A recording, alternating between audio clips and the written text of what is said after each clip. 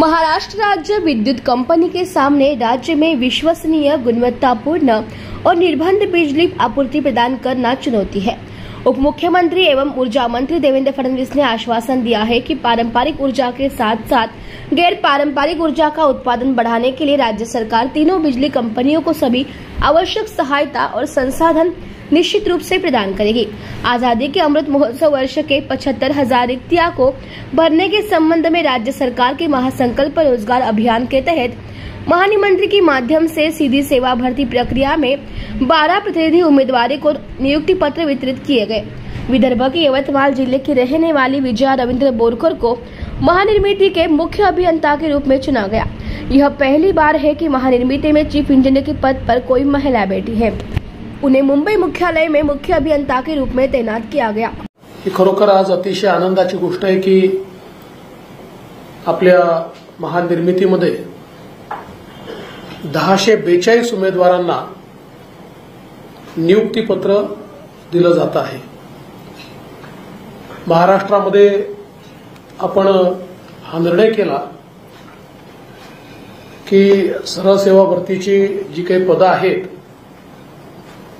ही सर्व पदं त्या ठिकाणी भरायची आणि पहिल्या टप्प्यात 75,000 पदांचा विचार आपण केला आणि ज्या प्रकारे विविध विभागाने त्याच्यामध्ये काम केलंय, आम्ही नुकतंच आढावा घेत होतो तर आमचा अंदाज असा आहे की 75,000च्या ऐवजी कदाचित 1.5 लाख पदं ही महाराष्ट्रामध्ये भरली जातील। जवळपास 1,30,000 पदांचा तर आपलं कामकाज हे विविध टप्प्यांमध्ये अगदी अंतिम टप्प्यापर्यंत पोहोचलेलं आहे आणि आपल्या ऊर्जा विभागाने देखील त्याच्यामध्ये तिन्ही कंपन्यांनी पुढाकार घेतला आणि लोकेशजींनी सांगितलं की 15,000 पदं ही आपण आपल्या या तिन्ही कंपन्यांमध्ये भरतोय। आज विशेषतः या ठिकाणी महानिर्मितीने जवळपास 1042 लोकांना आज नियुक्तीपत्र देत आहेत। जवळपास अजून 300-350 लोकांना लवकरच अशा प्रकारची नियुक्तीपत्र मिळणार आहेत। 1500 लोकांचं प्रमोशन देखील या ठिकाणी करून त्यांनाही विविध पदांवर त्या ठिकाणी देण्यात येणार आहे। मला असं वाटतं की अतिशय चांगली बाब आहे आणि सगळ्यात मला आनंद असा आहे की अतिशय पारदर्शक पद्धतीनं ही सगळी नियुक्ती या ठिकाणी करण्यात येते आणि त्यामुळे ज्यावेळेस अशा प्रकारच्या पारदर्शक पद्धतीनं नियुक्त्या होतात त्यावेळी विशेषतः युवांचा विश्वास हा आपल्या या भरती प्रक्रियेवर मोठ्या प्रमाणात वाढत असतो।